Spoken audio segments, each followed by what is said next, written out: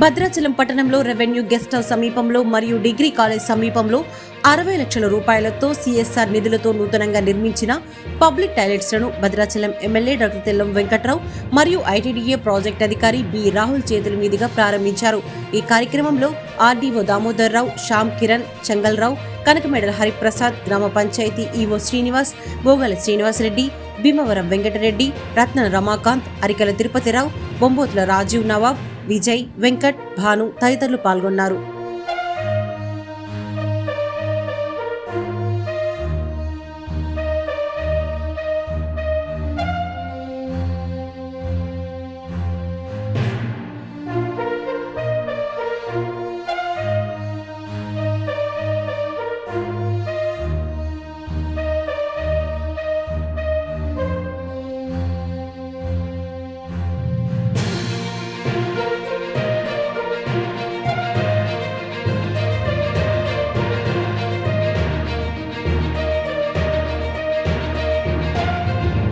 ఈరోజు భద్రాచలంలో పరిసరాల పరిశుభ్రత ఉండాలనే ఆలోచనతో ఐటీసీ వారు తీసుకున్న ఈ నిర్ణయానికి చాలా సంతోషం. దానికి మన పిఓ గారు రెస్పాన్సిబిలిటీగా తీసుకొని పిఓ గారు ఒక ఐటీడీఏ పిఓగా కాకుండా ఒక స్పెషల్ ఆఫీసర్, భద్రాచలం స్పెషల్ ఆఫీసర్గా భద్రాచలం సస్యశ్యామలుగా ఉండాలనే ఆలోచనతో ఈరోజు ఈ వాష్రూమ్స్ ఎక్కడ పడితే అక్కడ బహిర్గతంగా ఉంచడం వల్ల ఎక్కడ పడితే అక్కడ వాష్రూమ్ చాలా ఇబ్బందికరంగా ఉండడం, దానికి ఐటీసీ వారు సిఎస్ఆర్ ఫండ్స్తో పిఓ గారు, కలెక్టర్ గారు, హైదర్ సింగ్ గారు, మన శ్యామ్ కిరణ్ గారు మరియు చెంగల్రావు గారు, అదేవిధంగా ఐటీసీ ప్రెసిడెంట్ గారు, అదేవిధంగా మా కార్యకర్తలందరూ కూడా ఈరోజు భద్రాచలంని ఒక పిల్లింగ్టన్ సిటీగా చూడాలనే ఆలోచనతో ఈరోజు కరకట్టలో కానీ ఈరోజు కోనవరం రోడ్లోని మన కాలేజీ సెంటర్లో చాలా వరకు ఇక్కడ కాలేజీ ఉంది. కాలేజీలో కొంచెం స్పెషలిటీ తగిన ఇటుపక్క మన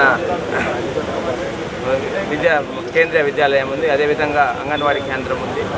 వాళ్ళకి లేకున్న ఈ ఏరియా ప్రాంతాలు చాలా వరకు బహిర్గతంగా ఉండటానికి ఎక్కడ పడితే అక్కడే ఊరినడిపోయటం, మరి వెళ్ళడానికి అవకాశం లేకపోవటం ఒక ఆలోచనతో భద్రాచలం సస్యశ్యామలంగా చేయాలనే ఆలోచనతో ఈరోజు ఈ బాత్రూమ్లే కాకుండా డ్రైనేజ్ సిస్టాన్ని, అదేవిధంగా కలవర్ట్లను భద్రాచలంకి కావాల్సిన టెంపుల్ డెవలప్మెంట్ కూడా కావాల్సిన అవకాశాన్ని సిఎస్ఆర్ ఫండ్స్ ఐటీసీ వారు సపోర్ట్ చేస్తూ దానికి కలెక్టర్ గారు, పిఓ గారు చూసి భద్రాచలంలో మాత్రం సుందరంగా చేయాలని, ఇంకా వారు అదే కాక ఇంకా కాలేజీలో కూడా అడిగితే కాలేజీలో కూడా బాత్రూమ్స్ త్వరలోనే అవి కూడా ఓపెన్ చేస్తున్నాం.